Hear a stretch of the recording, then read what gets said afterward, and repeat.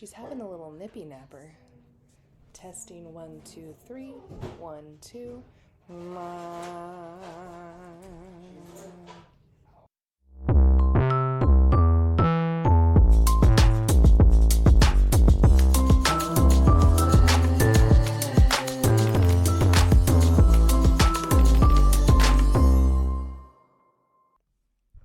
This podcast is for informational purposes only and should not be considered health advice.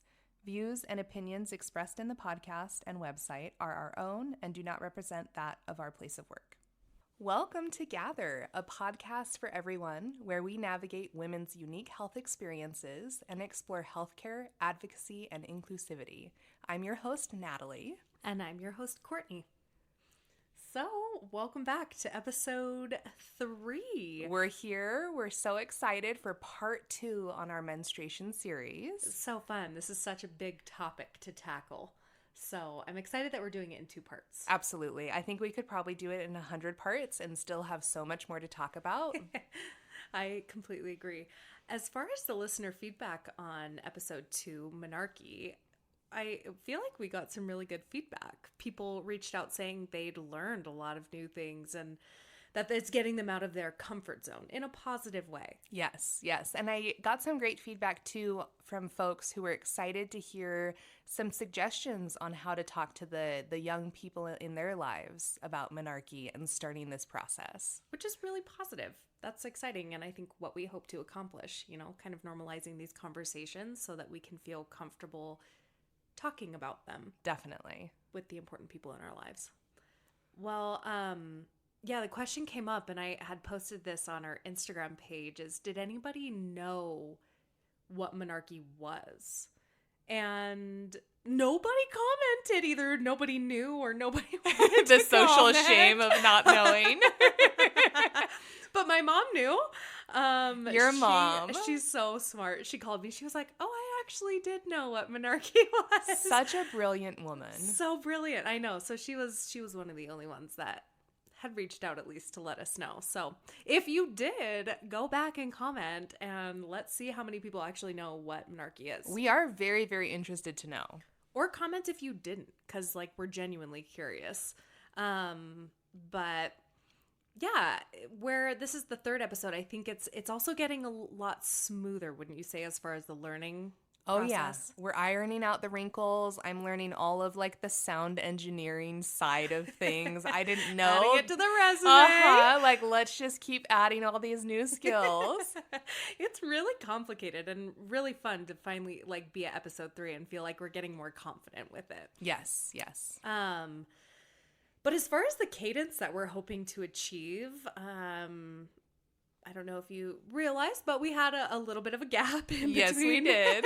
Part 1 and part 2.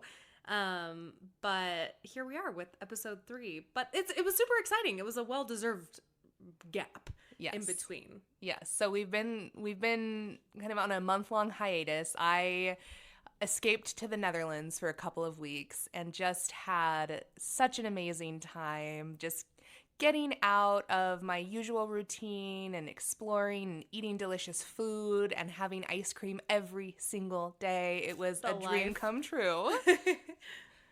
I love it. But I'm thrilled to be back and to be recording episode 3 and to getting back to kind of our routine with Gather, or at least the routine we're trying to create, right? Yeah. So what is that routine? Yeah. So I think our goal is to release about 2 episodes a month so that, we're releasing every other week and being as consistent as we can be, because I've had a lot of people reach out and ask, when is the next episode coming out? We can't wait to hear what comes next. So that's our goal, 2 a month. That way we have a nice consistent cadence and we're continuing the narrative that we're hoping to create. Yeah. And having the every other week kind of a cadence hopefully will allow us to be able to put together quality content. That's something that we've talked about a lot, is wanting to create quality content for our episodes and allowing balance in our lives as well, but giving our listeners consistency. Yes, and also giving us the time to do the research, to vet our sources, and to find specialists and experts in the areas that we are speaking on to either pick their brains and bring their information in or bring them in themselves to have a conversation. Yeah, absolutely.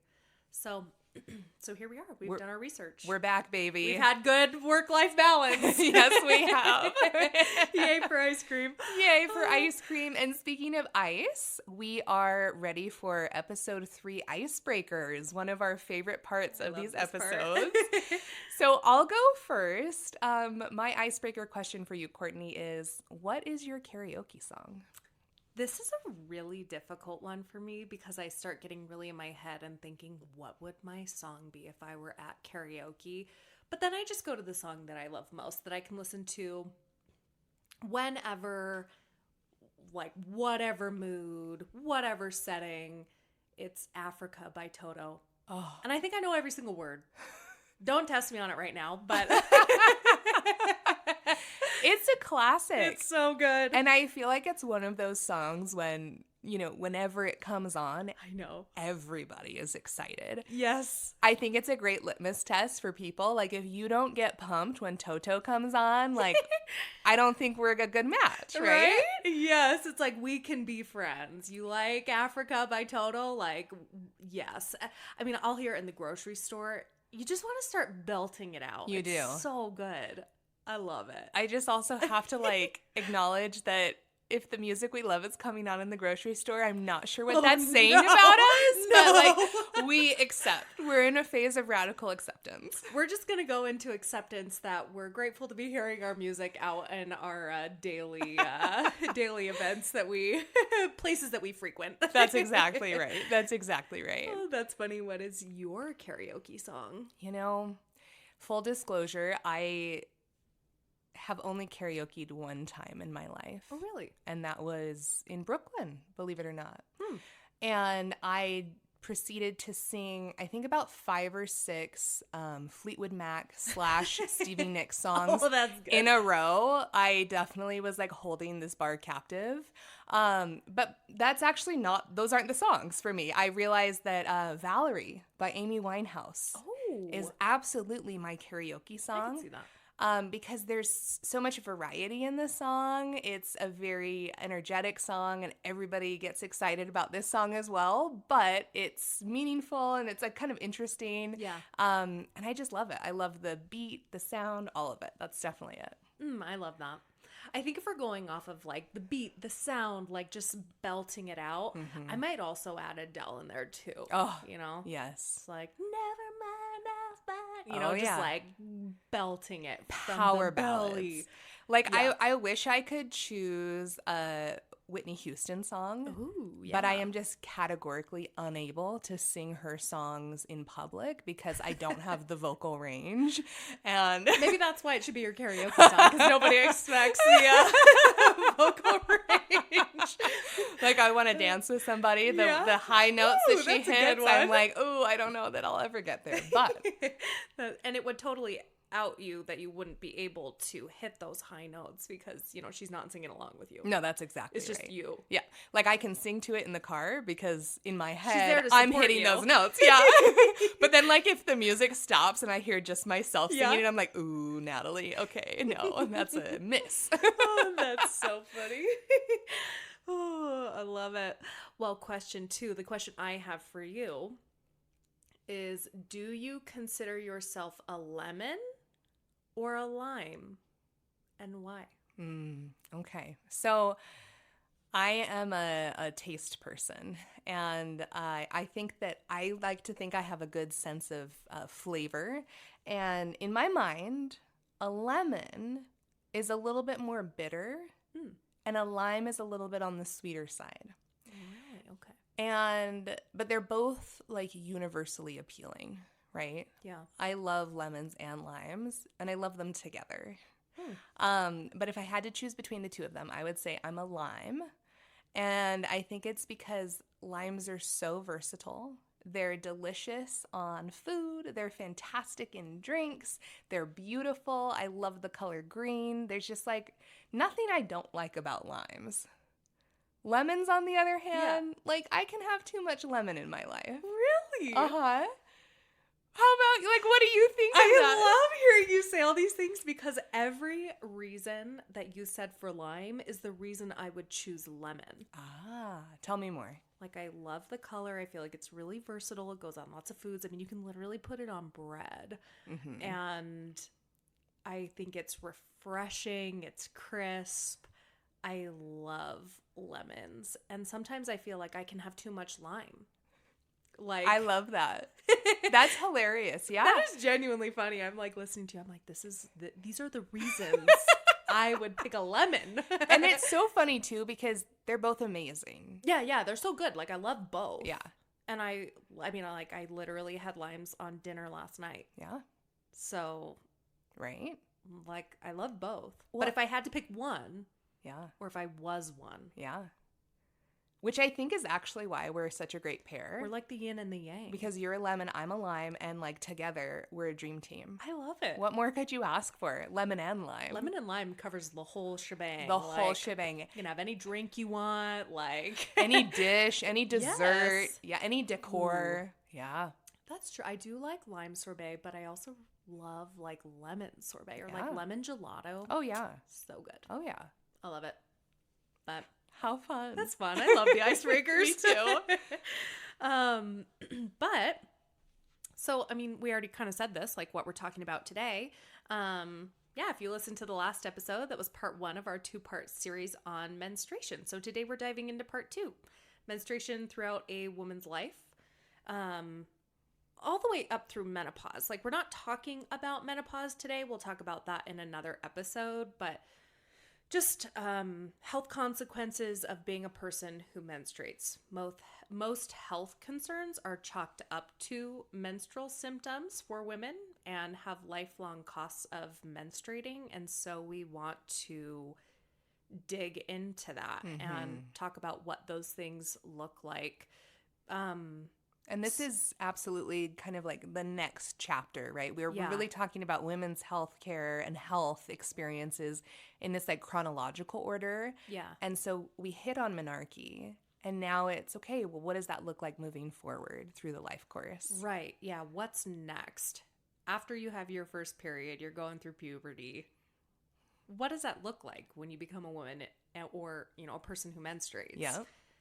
So what does a typical menstruation look like? Yeah, that's a great question. And I think that that's another area where a lot of folks, especially folks who menstruate, just don't have that baseline knowledge, right? And truly, I learned a lot of this in graduate school and in my specialty training after graduate school. So there are different phases of menstruation. And when we're thinking about menstruation, we're talking about a cycle.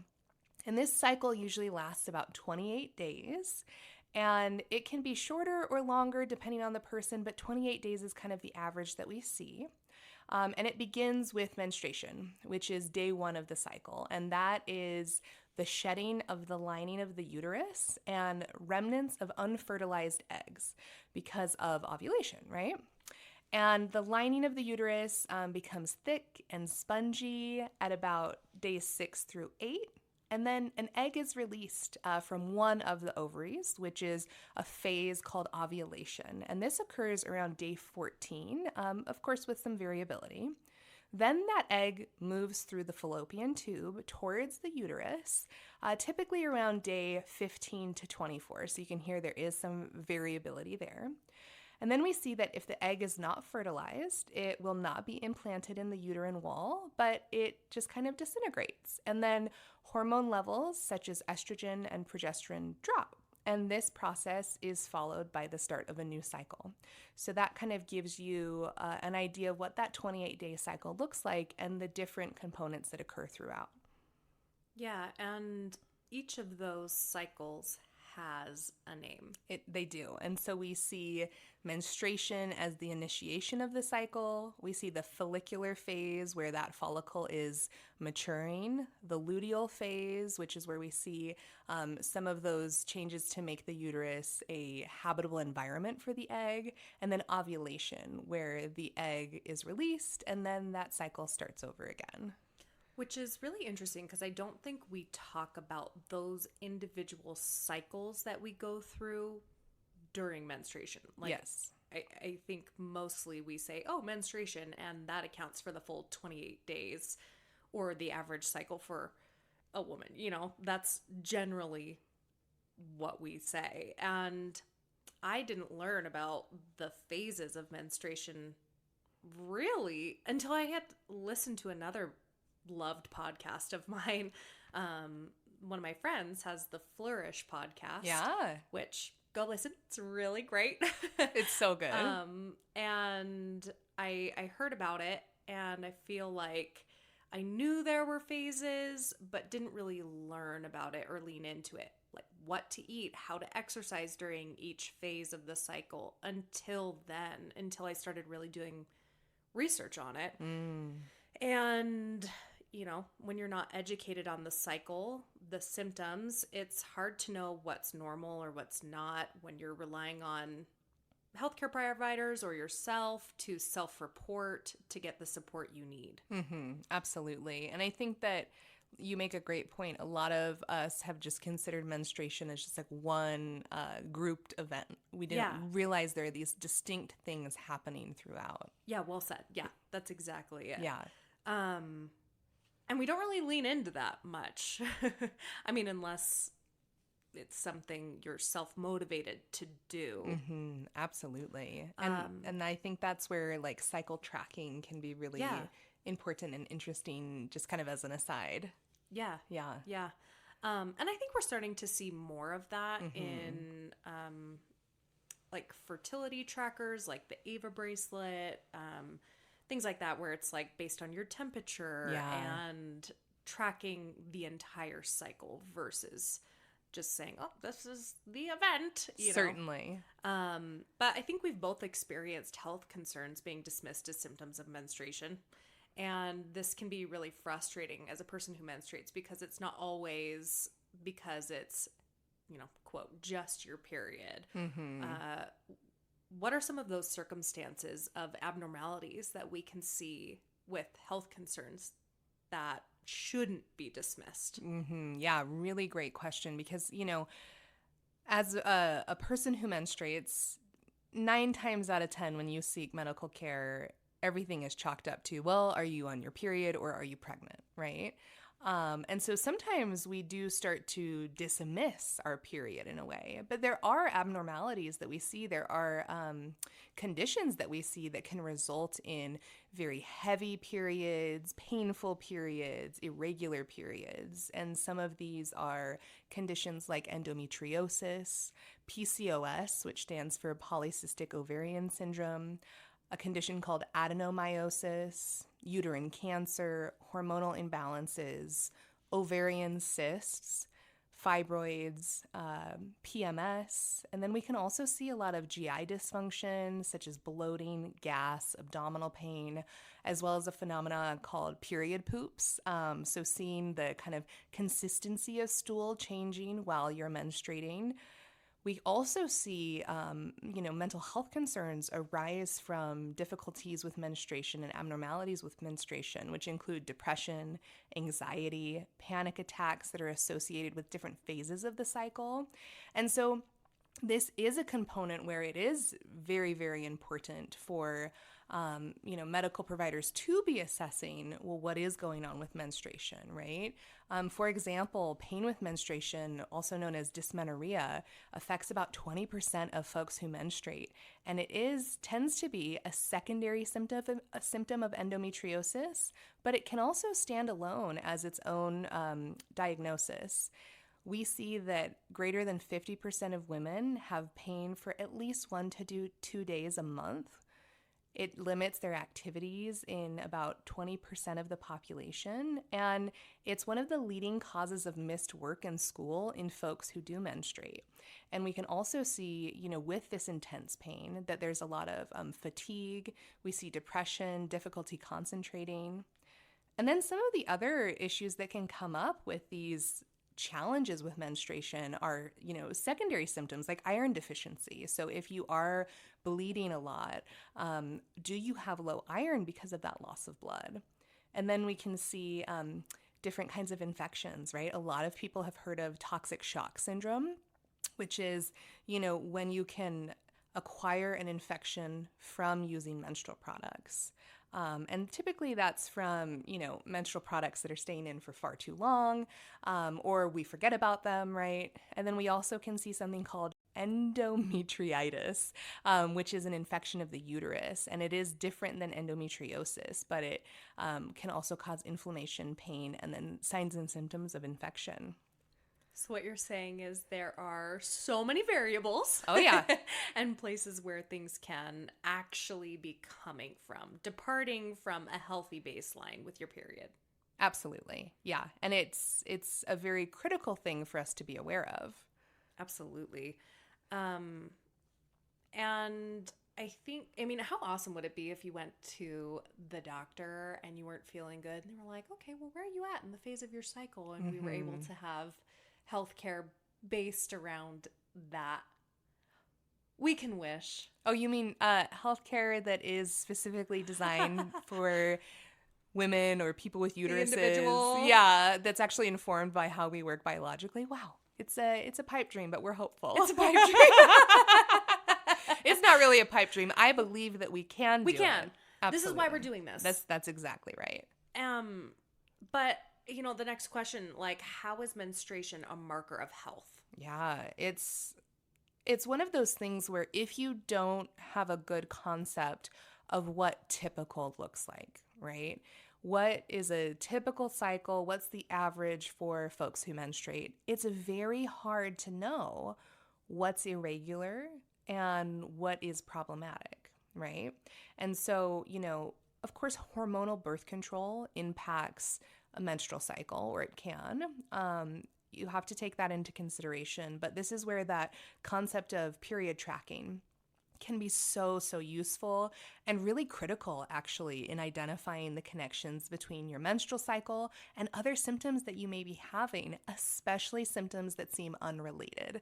And I think this is where, we are existing in this this balance, right? We don't want everything to be chalked up to menstruation, but we also want to acknowledge that being a person who menstruates presents you with a different hormonal cycle throughout the month, and it creates these different health experiences. And sometimes it is related to the difficult medical issues you're facing, right?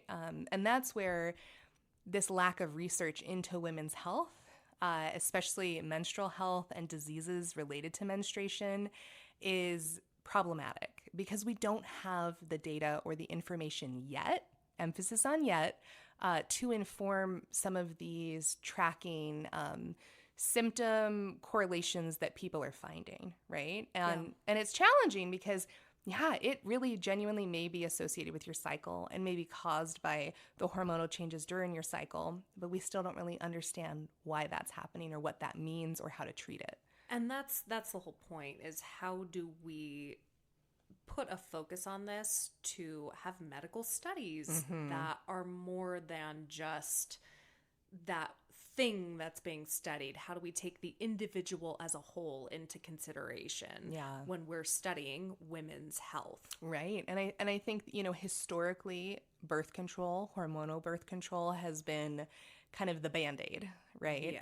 It's like, you have irregular periods, here's some birth control.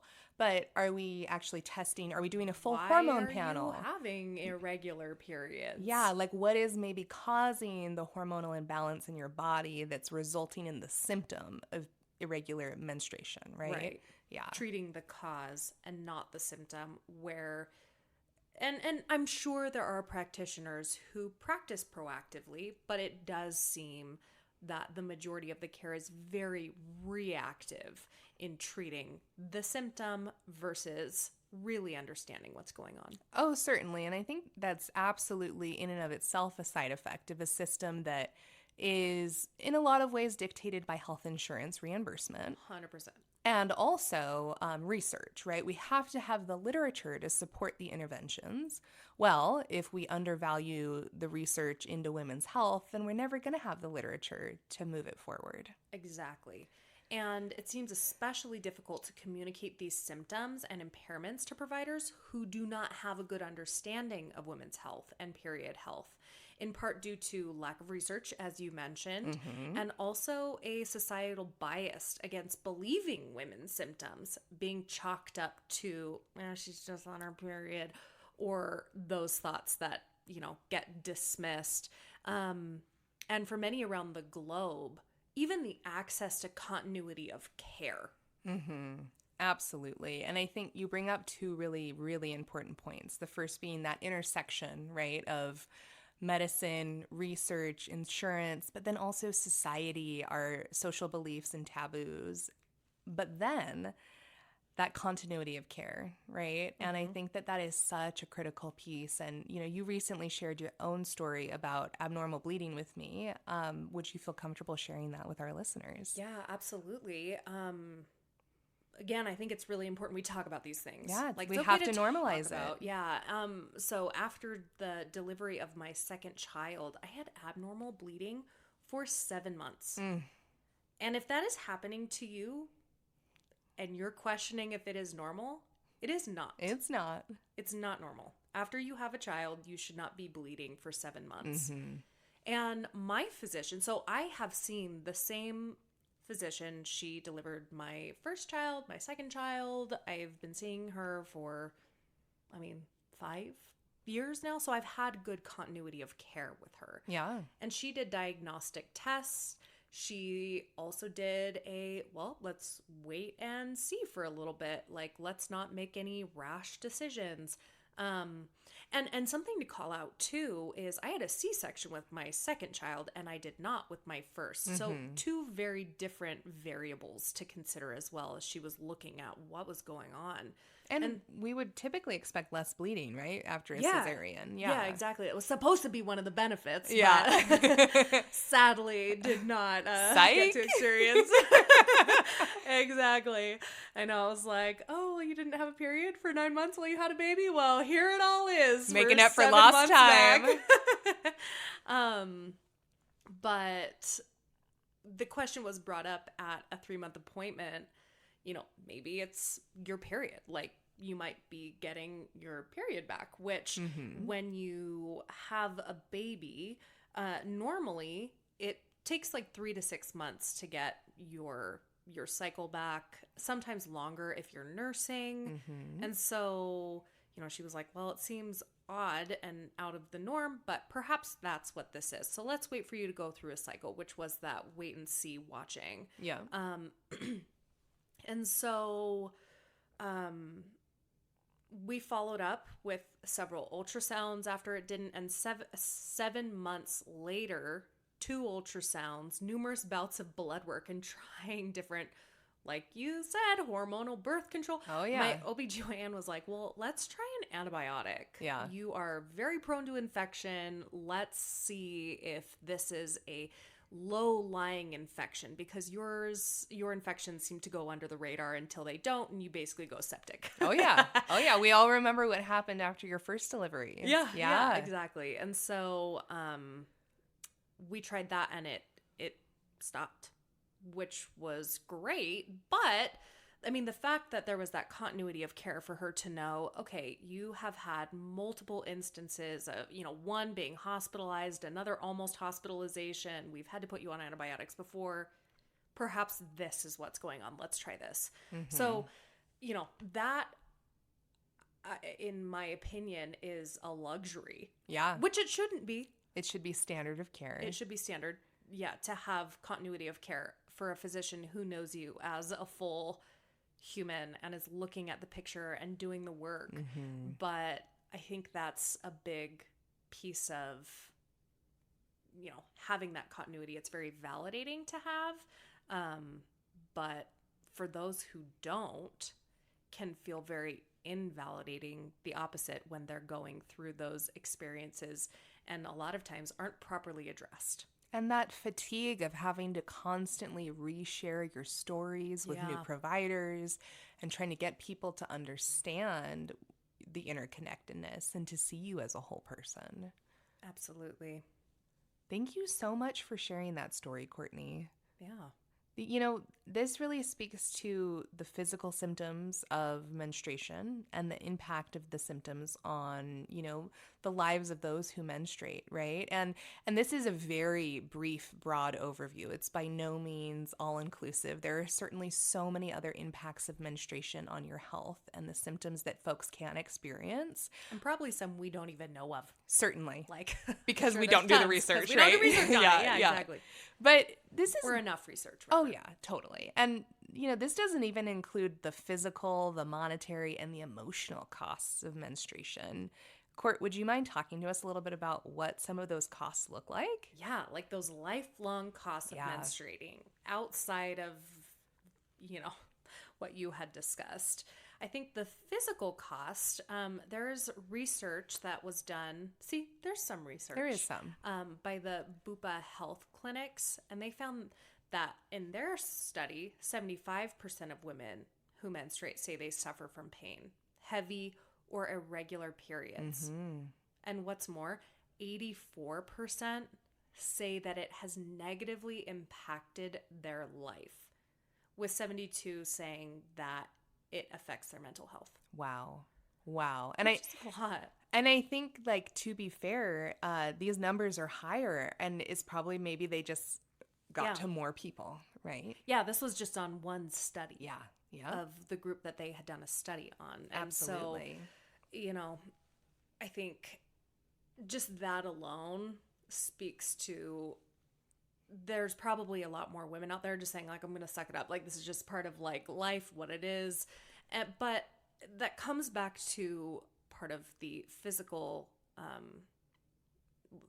impact, where how many hours of work are lost due to menstrual pain. Mm-hmm. And it's difficult to accurately assess due to women's discomfort sharing their reasons for calling out sick.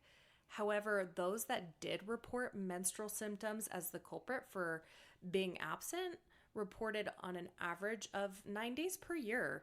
That's significant. Yeah, and I think it really begs the question, how is menstruation handled in the workplace? Mm-hmm. Ways that we can combat that are allowing women to work from home if it's something that's not already allowed. Yeah. If it's something that's able to be done, for the specific job. Not everybody has that luxury to be able to work from home, but if that is a potential, allowing women to do that.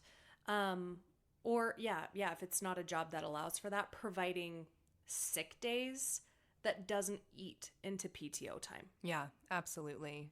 I think that when we kind of bundle all of that time off into one collective, it makes it much harder for women or folks who are menstruating to call in to take the time that they need. Yeah. And they really, the social and cultural narrative for so long surrounding menstruation has been, it's just a painful thing. It's just uncomfortable. And like you said, Courtney, just push through it, just keep going, right? Yeah. I mean, even this article was absenteeism, but it's no, I mean, it should be considered a day to rest, take care of yourself. This is your body. It's exerting a lot of effort. It's going through a lot of hormonal change. Mm-hmm. You should allow yourself to rest. Yes. And take the time you need. Another impact is sports. Period products appropriate for sports. Color of uniforms, a lot of white uniforms. I mean, you had shared in the last episode. Yeah. Ice skating uniforms. Oh, yeah. Really uncomfortable to have a period in. Absolutely. And so, I think these things really need to be taken into consideration. Also when allowing women and girls to take the time they need. Yeah, having that understanding that it's not a failing and it's not a... something to be ashamed of, right? It's just a normal biologic process, and we need to allow for the space and time for folks who menstruate to attend to those needs. And, you've pointed out some really important physical limitations and limitations on work and school and sports. We're also seeing a lot of limitations on participation in the home, the ability to engage in household activities, to perform chores, to do their own cooking and cleaning and self-care. We also see a big impact on social life, right? Feeling well enough to go out or having the products to manage your menstruation in order to participate in social activities, to go and just be an active member of your community. And how do we debunk this myth? Because there's this narrative that if you say, oh, I'm going to rest, like I'm not going to clean up today because I'm going to allow myself to rest, there is a taboo around that's like, wow, like what a cop out, which should not be the case. Yeah. Like this is the whole point of talking about it and discussing and knowing your body and knowing what you're going through and your symptoms to be able to allow yourself to take the time you need. Like saying that shouldn't elicit a response from somebody where it's, well, you're just using an excuse. It shouldn't be an excuse. It should just be A legitimate the same thing. as if you had like, you're like, well, I'm just going to like rest because I'm exhausted today. Yeah, I have a migraine or, Yes. like any other health experience. It's just as legitimate. And I think that it's a really unfortunate byproduct of a hyper-productive society that we live in. There's such a focus and such a value placed on, well, how productive were you today? How much did you get done? And if we are always measuring our value as humans based on our productivity, then even when our bodies, our biology is demanding that we rest and care for ourselves, we are met with a lot of self-shame, a lot of societal shame, and that's just reinforcing the kind of social context in which we are existing. Yeah, to almost pretend it's not happening. Yep. And then monetary. We talked about this briefly in part 1, but the dollar cost associated with menstruation. So the pink tax. What is the pink tax? It isn't an actual government tax. It refers to discriminatory pricing that inflates the cost of goods marketed to women, which includes period products, hygiene products including soap, deodorant, razors, basic day-to-day products every human uses. And it can also apply to the practice of inflating costs for women seeking services. Oh, yeah, like a woman's haircut compared to a Yes. man's haircut. I'm like, why am I paying $120 for the same haircut that, Joe over there paid $20 for? Yeah. Yeah. Yeah. And in 2018, this study that we had found around the pink tax said the U.S. government accountability office identified it's more expensive to be a woman due to the higher cost of products geared toward women. An extra $1,351 per year for products specifically marketed toward women. And that was in 2018. And in 2020, California, $2,381 for the same goods and services versus men, which totals $188,000 in a woman's lifetime. And that was in 2020, before the inflation that we have been experiencing 4 years later. Which, in the context of a well-known and well-established gender pay gap, the fact that women are then, or folks who are menstruating, then spend almost $200,000 more in their lifetime to acquire the same goods as a man, it just adds insult to injury. Absolutely.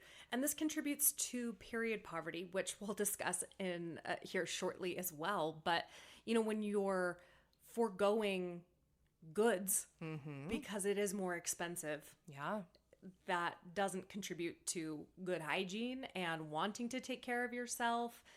And it just doesn't perpetuate the right behaviors. So women will spend an average of $18,000 on period products in their lifetime. Oh my goodness. And that's assuming that you have the financial means to purchase products, like you just said, right? Like there is a very real barrier to acquiring these products in the first place for many people.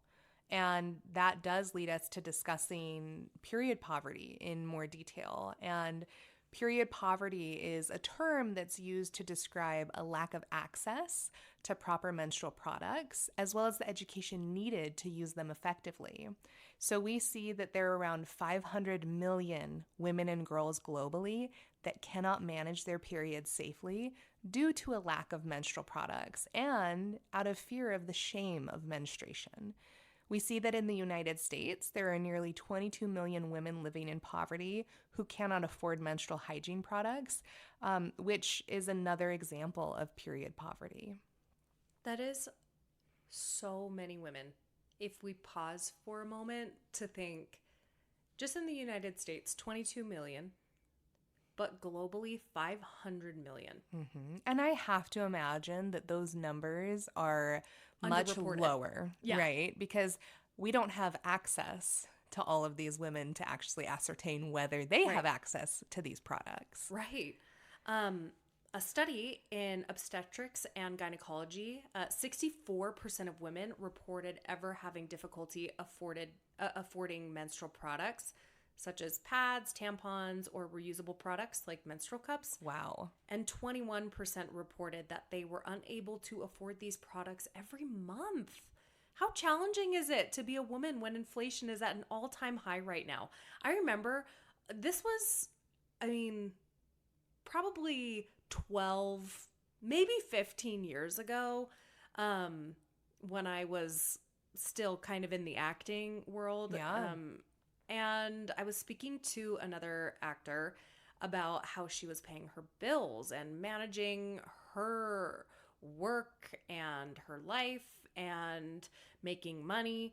And she said she had to make decisions some days when between buying a sandwich to feed herself and buying a box of tampons. I remember sitting there at the coffee shop with her, and she was telling me, she was like, I was sitting there at the CVS, and I was looking at a box of tampons, and I was trying to weigh how much money I had in my account, and I ended up going with the sandwich because I was so hungry. Oh my gosh.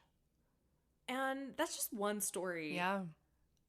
And period poverty is a very real thing globally, and she was probably someone that I wouldn't have looked at and thought, oh yeah, she probably can't afford menstrual products. Right. And then you think about the downstream consequences of not being able to afford those period products on her ability to go out on her acting jobs. 100%. Right. And her ability to just go out in the world, go out in public. I think that we tend to think of period poverty in the global context, right, of what's happening around the world, but really driving home that this is happening here in the U.S. too, in a country that is perceived as very prosperous, right? Yeah. And that's a big problem. And so when we're talking about solutions, how do we get this to be something that is subsidized, whether that's monetarily or with research, right? Or, just having menstruation, period poverty, the consequences of being a person who menstruates, having that being taken more seriously as an issue, right? Yeah, absolutely. And that access to proper menstrual products and education should not be a luxury. No. That's a human right. So those who have heavier flows or have to change them, change their products more regularly or oftentimes forego changing them, which can lead to increased risks of what you had mentioned previously, risks of toxic shock syndrome, which is a life-threatening condition. Absolutely. And so we need to eradicate the stigma around periods. Eliminating the stigma would allow those who menstruate to feel more empowered to seek the help they need to advocate for themselves. We should have billboards, ads on where to find subsidized products. In an article from Harvard Medical School, makes several great suggestions around solutions to address period poverty. Eliminating the tax on menstrual products. Wonderful first step. This one wasn't mentioned. This would be my own, but we should eliminate the pink tax Yes, we should. on those products. Categorically, that should be illegal. 100%. Products that are reusable, such as menstrual cups or underwear, should be subsidized. Yes. If these products are publicized, promoted, and affordable, more women may opt for them. This comes back to personal hygiene preferences. Personal hygiene preferences are very personal, but if people don't know what options are available to them, they won't be able to opt for them. Oh, absolutely. And I love that discussion of reusable products because especially in the face of how expensive all of these products are, paying an upfront cost of $35 to $40 for a menstrual cup that's good for 10 years ends up being quite a bit less expensive than, monthly boxes of tampons. But having that $35 to $40 up front is a huge barrier for many people. Right. So if that's subsidized up front, that barrier is immediately taken down. Another suggestion, pads and tampons should be available for free in schools and federal buildings. We had talked about this in the last episode too. Places of work, gyms. Everywhere. Really everywhere. Everywhere. Everywhere that has a public restroom. Yes. Yeah. And then finally, you can take action by writing or calling your legislature. We need more bills and focus around supporting those with a uterus. Yes. Having a uterus or a period should never impede someone's right to go to work or school. Yeah, we're really talking about equity and equity in the face of access to all these different areas of our lives, of society, and these very important tools for caring for ourselves and engaging in personal hygiene. Absolutely. So, just to kind of summarize what we've talked about so far, the way that we start to overcome these issues is normalizing women's experiences while menstruating. And acknowledging that people with uteruses will menstruate an average of 7 to 10 years of their lives. That's a very, very large portion of the life course, right? And the first step in the right direction is to normalize the act of menstruation, treating it like the very common medical experience that it is, and supporting it and the people who are menstruating with access to no-cost products to manage this. So this is kind of a clarion call to, members of the community who own gyms, who manage workplaces, or are responsible for other public spaces to really consider supplying complementary period products as a very important step in creating an inclusive and equitable environment for everyone. Additionally, it's very imperative that our healthcare systems start to acknowledge the impact of being an individual that menstruates on the health continuum. So understanding the unique health concerns that arise from menstruation, and also identifying the importance of acknowledging other health concerns that can look like menstrual symptoms. Yes. And I think we could probably go on forever. Forever. About this topic. Yeah. There are so many pieces and facets that we could look at. But I think, that summary sums it up for where we're at for today.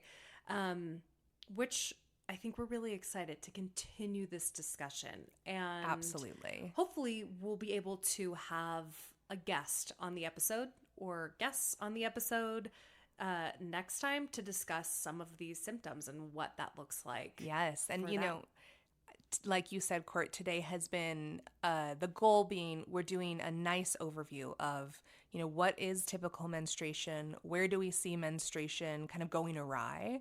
And what are the consequences, not just health-wise, but societally, right, that we experience as people who menstruate? And we're really looking forward to bringing some guests on to speak to their experiences, to help us understand how it's impacted their ability to move throughout the world as they're menstruating. Absolutely. Well, thank you for joining today.